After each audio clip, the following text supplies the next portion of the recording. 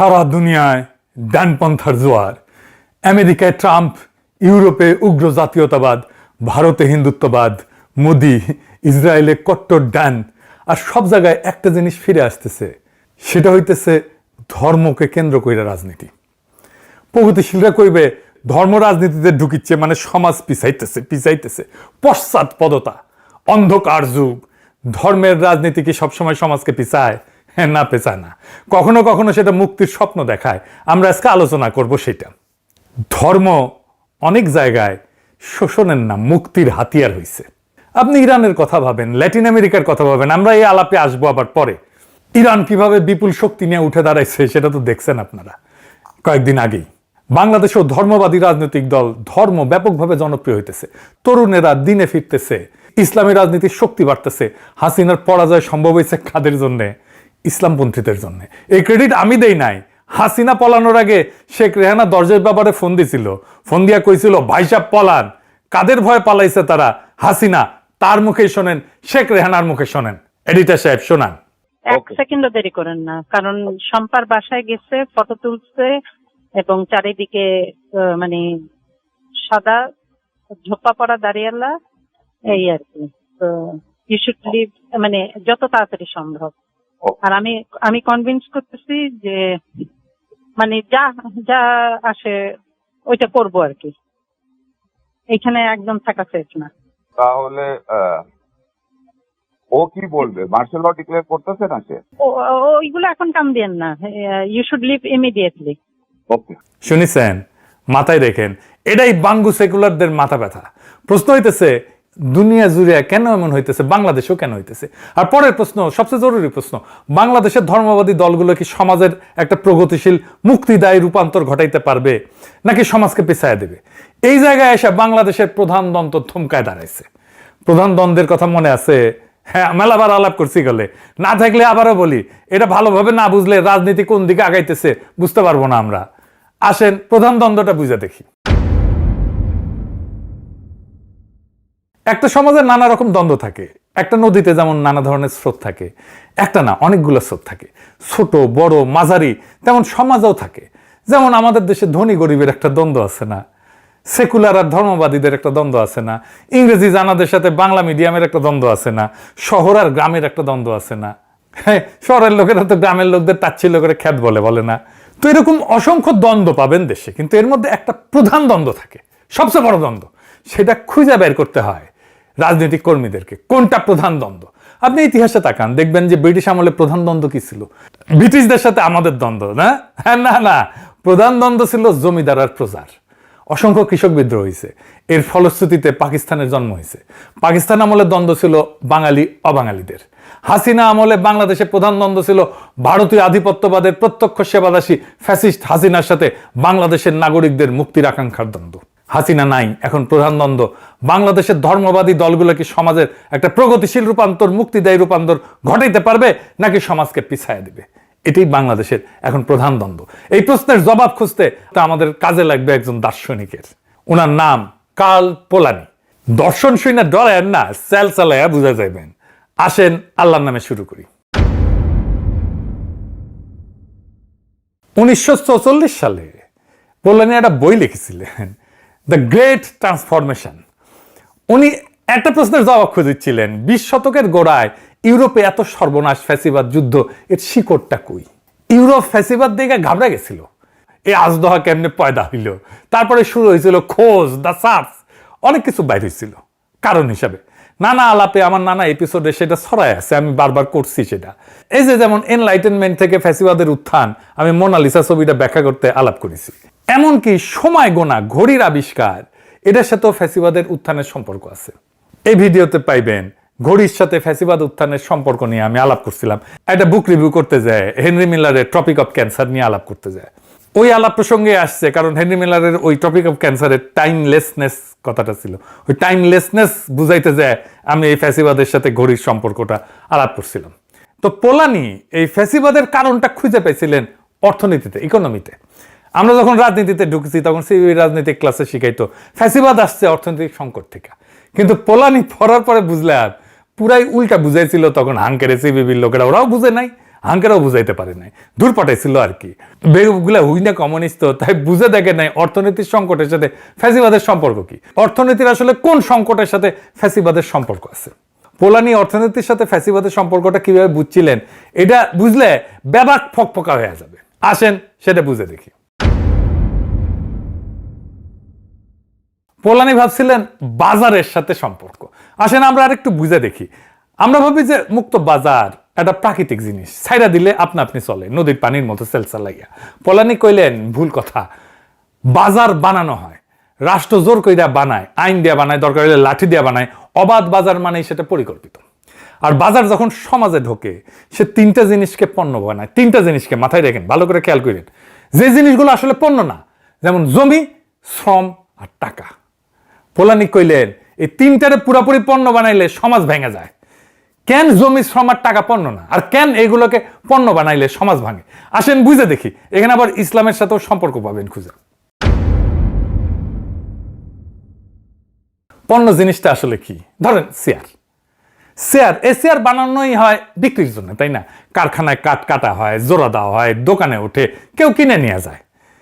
এটা আসল পণ্য, মানে যার জন্ম বাজারের জন্য, বেচার জন্য।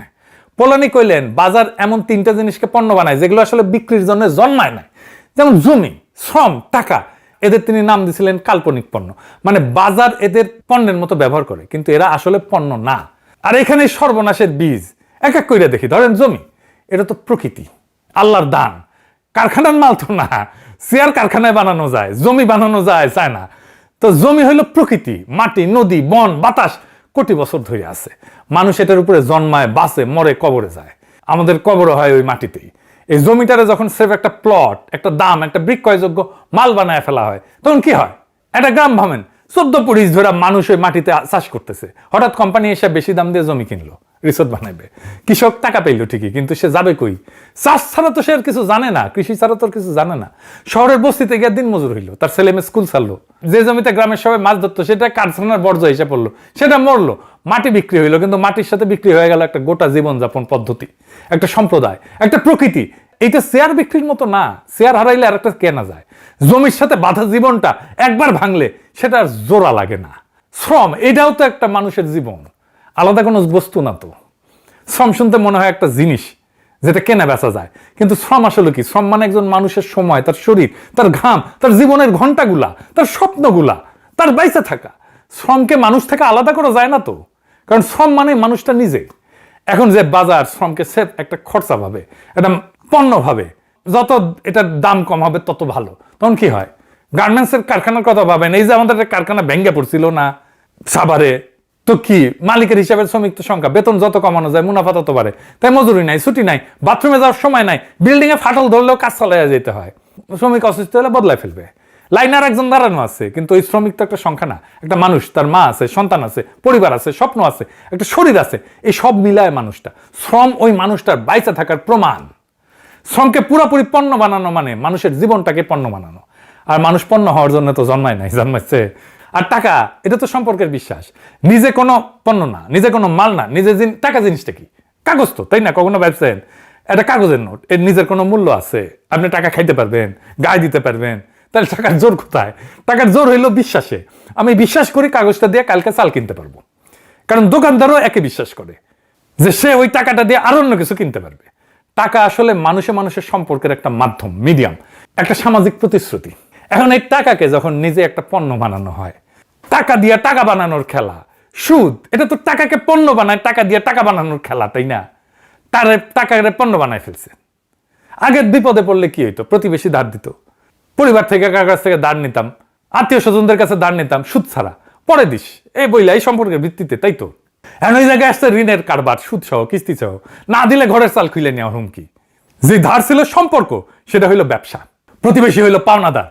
আরো বড় স্কেলে যখন টাকা নিয়ে ফটকাবাজি চলে, তখন হঠাৎ ব্যাংক ফেল করে না, টাকার দাম পড়া যায় না, মানুষের সারা জীবনের স্বপ্ন এক রাতে বাষ্প হইয়া উড়া যায়। 2008 সালে আমেরিকায় ঠিক এই ঘটনা ঘটেছিল।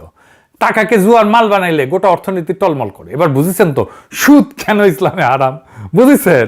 এবার আসেন সমাজ কেন ভাঙে, এটা বুঝে দেখি। এখন এই তিনটা মিলায় দেখেন, জমি, শ্রম, টাকা, এই তিনটা আসলে সমাজের ভিত্তি। প্রকৃতি, মানুষ, সম্পর্ক, এই তিনটার উপরে দাঁড়ায় আছে গোটা সমাজ। বাজারে যখন এই তিনটাকে পণ্য বানায় বেচতে শুরু করে, তখন সে আসলে সমাজের ভিত্তিটাকে বিক্রি করে দেয়। প্রকৃতি ধ্বংস হয়, নদী মরে, বন উজাড় হয়, জলবায়ু বিগড়ে যায়, মানুষ ভাঙে, শরীর ক্ষয় হয়, পরিবার ভাঙে, মর্যাদা যায়, সম্পর্ক নষ্ট হয়, প্রতিবেশী হয় প্রতিযোগী, দায়িত্ব হয় লেনদেন, ভালোবাসা হয় হিসাব। পোলানি একটা মোক্ষম কথা কইছিলেন, বাজারকে যদি পুরোপুরি ছাইড়া দেওয়া হয়, সে মানুষ আর প্রকৃতিকে ধ্বংস করে ফেলবে। কারণ বাজার শুধু একটা জিনিস চেনে, মুনাফা মুনাফা মুনাফা। সে মানুষের মর্যাদা চেনে না, সে প্রকৃতির সীমা চেনে না, সে সম্পর্কের মূল্য চেনে না। তাই হয়েছে কিনা বলেন, সমাজ ভাঙছে না, আমাদের সম্পর্ক নষ্ট হয়ে গেছে না। আমাদের জেনারেশন সমাজ দেখছে, কিন্তু আমরা দেখছি, সম্পর্ক দেখছে, প্রতিবেশী দেখছে, একই সাথে সমাজের শক্তিটাও দেখছে। যখন সমাজ দেখে সে ভাঙতেছে নিজে, তার ভিত্তি বিক্রি হয়ে যাইতেছে, তখন সে মরিয়া হয়ে আত্মরক্ষা করে, পাল্টা আঘাত করে, ধাক্কা দেয়। কিন্তু আত্মরক্ষাটা দেখতে সবসময় একরকম হয় না। ধরেন একজন মানুষ বাজারের আঘাতে সব হারাইলো, জমি গেল, চাকরি গেল, মর্যাদা গেল, তার কৃষি গেল, তার ভিতর একটা ক্ষোভ, একটা শূন্যতা, একটা প্রশ্ন, আমার জীবনটা এমন হইল কেন, কে দায়ী, আমি এখন কিসে ভরসা করব? এই একই ক্ষোভ, একই শূন্যতা মানুষ ভরাইতে চায় বিভিন্ন জিনিস দিয়া। কোনটা দিয়ে সে ভরাবে সেটা নির্ভর করবে তার হাতের কাছে কোন ভাষা আছে, কোন সংগঠন আছে, কোন স্বপ্ন আছে। যেখানে শক্তিশালী শ্রমিক ইউনিয়ন আছে, বাম রাজনীতি আছে, সেখানে সেই ক্ষোভ রূপ নেয় শ্রমিক আন্দোলনের, বাম আন্দোলনের। মালিক আমাদের ঠকাইতেছে, এক হও, লড়াই করো। যেখানে কৃষকের সংগঠন আছে, সেখানে কৃষক বিদ্রোহের। যেখানে গণতান্ত্রিক রাজনীতির শক্ত একটা ভিত্তি আছে, সেখানে কল্যাণ রাষ্ট্রের দাবির মধ্যে দিয়ে রাষ্ট্র আমাদের স্বাস্থ্য, শিক্ষা, বার্ধক্যের নিরাপত্তা দিক। রাজনৈতিক দলগুলো যেখানে দুর্বল, যেখানে শ্রমিক কৃষকদের সংগঠন নাই, কিন্তু ধর্ম গভীর, মসজিদ, মাদ্রাসা সামাজিক প্রতিষ্ঠান হিসেবে শক্তিশালী, সেখানে সেই একই ক্ষোভ, একই কে আমাকে বাঁচাবে এই প্রশ্ন রূপ নেয় ধর্মের জাগরণের। যেই সমাজে যেই ভাষা, যেই সংগঠন, যেই পরিচয় সবচেয়ে গভীর আর হাতের কাছে, আত্মরক্ষা সেই পোশাক পইরা বের হয়। বাংলাদেশের সবচেয়ে গভীর, সবচেয়ে হাতের কাছের ভাষা কোনটা? ইসলাম। 8 শতাব্দীর গাথা পরিচয়। তাই বাংলাদেশে বাজারের ক্ষতের বিরুদ্ধে সমাজের আত্মরক্ষা প্রায় ইসলামের পোশাক পইরা বের হয়। এটা অদ্ভুত কিছু না, এটাই নিয়ম। বাজার সমাজের ভিত্তি বেচতে যায়, আর সমাজ সেই ভিত্তি বাজাইতে দাঁড়ায় কখনো শ্রমিকের পোশাকে, কখনো কৃষকের পোশাকে, কখনো ধর্মের পোশাকে। আর এই টানাটানিটাই আধুনিক ইতিহাসের আসল ইঞ্জিন। এই ইঞ্জিনটা মাথায় নিয়ে এবার দেখেন কেন দুনিয়া জুড়ে ধর্ম, জাতি, জ্ঞানের জোয়ার। সমাজের আত্মরক্ষা সবসময় ওই সমাজের গভীরতম পরিচয়ের ভান্ডার থেকে ভাষা ধার করে লড়াই শুরু করে। ইতিহাসে আসেন দেখি কেমনে এই ভাষা ধার করছে। ইরানের কথা ধরেন, শাহ জোর করে দেশটাকে পশ্চিমা বাজারে ঢুকাইতেছিল, তাই না? তেলের টাকায় ঝলমলে আধুনিকতা, কিন্তু নিচে বাজার, কৃষক, ধর্মীয় সমাজ এটা পিষ্ট হইতেছিল। 1979 সালে সেই পিষ্ট সমাজ দাঁড়াইল ইসলামের ভাষায়। ইরানের বিপ্লব। তুরস্ক, ইস্তাম্বুলের সেকুলার অভিজাত এক তুরস্ক, আর আনাতোলিয়ার ভিতরে ধার্মিক গ্রামীণ আর এক তুরস্ক। বাজারের আধুনিকীকরণে যারা পিছায় পড়তেছিল, সমাজ যে ভেঙে পড়তেছিল, তারা এরদোগানের পিছনে দাঁড়াইল ইসলামের ভাষায়। আমেরিকায় দেখেন কারখানা বন্ধ, চাকরি সব চীনে চলে গেল। রাস্ট বেল্ট যেটাকে বলে, যেখানে ট্রাম্প যেতে ভোট পায়, যেখানে সবচেয়ে বেশি, এটা বামপন্থী এলাকা ছিল, কিন্তু শ্রমিক এলাকাটা। তারা ট্রাম্পের পিছনে এসে দাঁড়াইল। পরিত্যক্ত সাদা চামড়ার শ্রমিক আত্মরক্ষা খুঁজলো খ্রিস্টান ডান আর ট্রাম্পবাদের ভাষায়। ইউরোপ বিশ্বায়নের আঘাতে যারা হারলো, তারা দাঁড়াইলো জাতি, রক্ত, মাটির ভাষায়। লোপেন তার মূল সাপোর্ট বেস তো মূলত দরিদ্র বামপন্থী এলাকা। দুনিয়া এত উদাহরণের মধ্যে ইন্ডিয়ারটা আবার সবচেয়ে কাছে। ইন্ডিয়া দেখায় বাজারের বিরুদ্ধে সমাজের আত্মরক্ষায় অন্ধকার যখন মুখ বাসে, তখন ঠিক কি ঘটে। গল্পটা শুরু থেকে দেখি। ইন্ডিয়ার মোদির উত্থানটা বুঝতে পারবেন। মোদির উত্থানটা কেন হয়েছে? ইকোনমিক্সের ভাষায়। 1991-এ ভারতের অর্থনীতিতে একটা মহারূপান্তর ঘটে। সেই বছর ভারত দেউলিয়া হওয়ার দোরগোড়ায় ছিল। ফরেন রিজার্ভ প্রায় শূন্য ভান্ডার। IMF আসলো, শর্ত দিল, বাজারকে মুক্ত করে দাও, রাষ্ট্রের ভর্তুকি কমাও। অর্থমন্ত্রী ছিল তখন মনমোহন সিং। বাজারের দরজা খুলে দিল। তারপরে কি হইল? 1995-এ ভারত WTO-তে ঢুকলো, রাষ্ট্রের ভর্তুকি কমলো, বিদেশি কৃষি পণ্যের বন্যা আসলো, বাজারের দাম অস্থির হইল, বেসরকারি কোম্পানি চড়া দামে বীজ বিক্রি করলো, সার বিক্রি করলো, বীজ সার সেচের খরচ টানতে গিয়া চাষি মহাজনের ঋণের জালে জড়াইলো। ফসল মার খেলে আর ঋণ শোধার কোনো পথ থাকলো না। সরকারি হিসাবে 1995 থেকে 2023 সাল পর্যন্ত অন্তত 3,94,000 কৃষক এবং কৃষি শ্রমিক নিজে আত্মহত্যা করলো। বছরে গড়ে প্রায় 13,500 মানুষ। মহারাষ্ট্রের বিদর্ভ অঞ্চলের নাম হয়ে গেল কৃষকের কবরস্থান। উল্টে দিকে যে সমস্ত রাজ্য কল্যাণে হাত বাড়াইলো, যেমন কেরালা, পশ্চিমবঙ্গ, যেখানে বামেরা ছিল, সেইখানে আত্মহত্যা নাটকীয়ভাবে কমলো। পশ্চিমবঙ্গে 2012 সালে প্রায় শূন্য নাম ছিল আত্মহত্যা, বামপন্থীরা 2011 সাল পর্যন্ত ছিল। মানে বাজার একা ছাড়লে মানুষ মরে, সুরক্ষা দিলে বাঁচে। এর পাশাপাশি কি হইলো, ইকোনমি বড় হইলো কিন্তু চাকরি নেই। অর্থনীতিবিদদের নাম দিলেন জবলেস গ্রোথ, চাকরিহীন প্রবৃদ্ধি। একটা গোটা তরুণ প্রজন্ম বিশ্ববিদ্যালয়ের ডিগ্রি হাতে নিয়ে বেকার হয়ে বসে থাকলো, সার্টিফিকেট আছে, চাকরি নাই, কাজ নাই, ভবিষ্যৎ নাই, শুধু ক্ষোভ জমতে থাকলো। এরপরে শুরু হলো উচ্ছেদ, বিশেষ অর্থনৈতিক অঞ্চল, খনি, কর্পোরেট, বাঁধ, এই সমস্ত উন্নয়নের জন্য জমি চাই, কৃষক উৎখাত, আদিবাসী উৎখাত। খেয়াল করেন ভারতের যে অঞ্চলে সবচেয়ে বেশি উচ্ছেদ, সে অঞ্চলেই আদিবাসী বনাঞ্চলের মানচিত্র আর নকশাল সশস্ত্র বিদ্রোহের মানচিত্র প্রায় হুবহু এক জায়গায় মিলা যায়। যাদের মাটি কারা হইল তারাই বন্দুক তুলল, বৈষম্য আকাশ ছুঁইল। ওয়ার্ল্ড ইনইকুয়ালিটি ল্যাবের গবেষণায় নামই এটা হয়েছে the rise of the billionaire Raj, billionaire রাজের উত্থান। সংখ্যা গোনেন 2022-23 নাগাদ ভারতের সবচেয়ে ধনী 1% মানুষের হাতে জাতীয় আয়ের প্রায় 23%, 22.6%, আর জাতীয় সম্পদের 40.1%। গবেষকরা সরাসরি বললেন এই বৈষম্য ব্রিটিশ উপনিবেশ রাজের চাইতেও বেশি। সাদা সাহেবরা চলে গেছে কিন্তু বৈষম্য তাদের আমলকেও ছাড়াইয়া গেছে। 1991 বিলিয়নার ছিল মাত্র একজন, 22-এ বিলিয়নারের সংখ্যা দাঁড়ালো 162 জনে। এইবার আসেন সবকিছু মিলায় দেখি। সবকিছু মিলাইলে কি দাঁড়ায়? বাজার ভারতের সমাজ ভাঙলো, কোটি কোটি মানুষ ক্ষুব্ধ, তারা হারাইলো অনেক কিছু, অপমানিত, নিরাপত্তাহীন সমাজ আত্মরক্ষা চাইল, মানুষ পাল্টা ধাক্কা দিতে চাইল। এখন স্বাভাবিক প্রশ্ন, ধাক্কাটা কার দিকে যাওয়ার কথা? আসল অপরাধীর দিকে, তাই না? যে বাজার তাদের জমি কাটলো, যে নীতি তাদের চাকরি খাইলো, যে গুটি কয় ধনকুবের দেশের সম্পদ গিললো, আম্বানি আদানির মতো তাদের দিকে। কিন্তু হিন্দুত্ববাদ ঠিক এইখানে আর একটা কাজ করলো, সে ক্ষোভের তীরটা ঘুরায় দিল আর একদিকে, নিচের দিকে, আসল প্রভুর দিকে না, অসহায় প্রতিবেশীর দিকে। কৃষকের ঋণের জন্য দায়ীকে? মোদি কইল মুসলমান। বেকারের হতাশার জন্য দায়ীকে? মোদি কইল মুসলমান। তোমার জীবনটা এমন হইলো কেন? কারণ ওই বিদেশি অনুপ্রবেশকারী, ওই যে মোগলের আসি ছিল, তারাই তোমার দুর্দশার জন্য দায়ী। গরিবের জমা রাগটা সংখ্যালঘুর ঘাড়ে চাপায়া দেওয়া হইল, আর তার আসল প্রভু বাজার আর ধনকুবের নিরাপদে পার পেয়ে গেল। আমি অনুমান করে কইতেছি না, স্ট্যাটিস্টিক্সে আছে। ওই একই গবেষণায় দেখা যায় যে 2014 থেকে 2023, মানে হিন্দুত্ব যখন সবচেয়ে শক্তিশালী হইল, ঠিক সেই কালে সম্পদের কেন্দ্রীভবন সেন্ট্রালাইজড হইল সবচেয়ে তীব্র। মানুষের নজরে যখন সংখ্যালঘুর দিকে ঘোরানো ছিল, তখন উপরের ধনীরা আরো ধনী হইল। বাজারের ক্ষতের বিরুদ্ধে সমাজ দাঁড়াইলো ঠিকই, কিন্তু সে দাঁড়ানো মুক্তি আনলো না, নতুন শিকল পড়াইল। 1930 সালে ইউরোপে ফ্যাসিবাদ যা ছিল, 21 শতকের ভারতে হিন্দুত্ববাদ তাই হইল। আবার দেখেন ল্যাটিন আমেরিকা, ল্যাটিন আমেরিকা ঠিক একই বাজারি শোষণ, কিন্তু এইখানে আত্মরক্ষা দাঁড়াইল ক্যাথলিক লিবারেশন থিওলজির ভাষায়, গরিবের পক্ষে, স্বৈরশাসক আর পুঁজির বিরুদ্ধে। বলিভিয়ায় খনি আর পানি বেসরকারীকরণের বিরুদ্ধে আদিবাসীরা দাঁড়াইল পাসা মামা ধারিত্রী মাতার ভাষায়।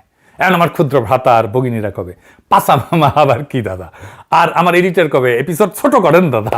হ্যাঁ, অনেক কমেন্টে বলেন এপিসোড ছোট করেন, কেমনে করবো বলেন, অনেক কিছু কইতে হয়তো।